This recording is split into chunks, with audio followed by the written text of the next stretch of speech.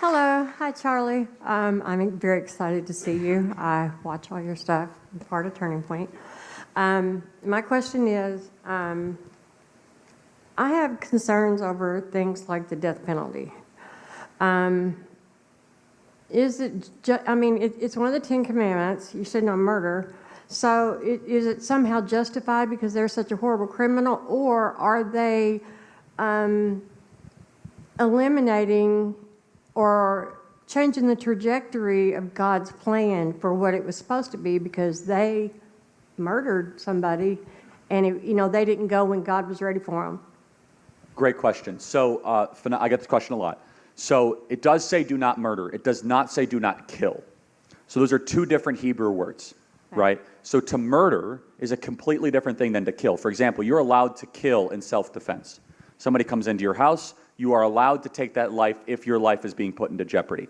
In fact, to go a step further, the reason why it made sense to ancient Israel, did you know that a life for a life, otherwise known as the death penalty, is the only law that is in all 5 books of the Torah? It's the only law. Not even the Sabbath is in all 5 books of the Torah. Now, the Sabbath exists in Genesis, but it's not in all 5 books. So this idea of taking a life if you take a life, what is it rooted in? Why does it matter? Well, first of all, God is communicating to us the first thing.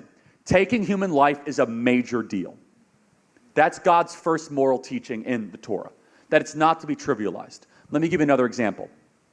There's a law of the 613 laws of Judaism, of which we are not bound to the ceremonial law, which is one of them, that if an animal takes a human life, you must kill that animal.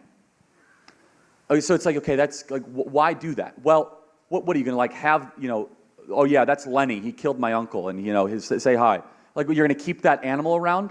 The only punishment imaginable for taking the thing that only we are made in the image of God. So if you take another image bearer's life, what could possibly be a just punishment for that? Well, according to the economy of God, it's that your life must also be taken. And according to scriptural theology, we are not taking that person's life. When you take another person's life, you already took your own life. I want you to think about that.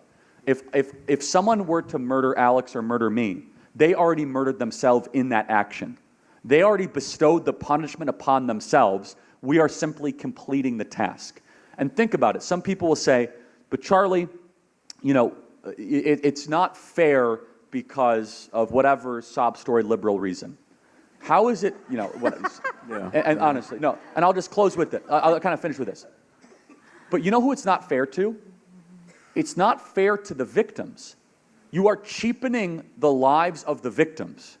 You are basically saying the victims die and you get to live.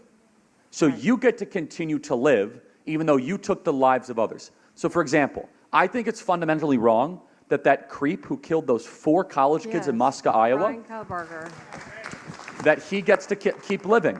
So he kills 4 college kids, and he keeps on getting to have life, and those people don't. In order to say that those people's lives mattered, the only just thing that we can reason ourselves to is to take that person's life. And that is not murder, that is killing, and it's societal self-defense.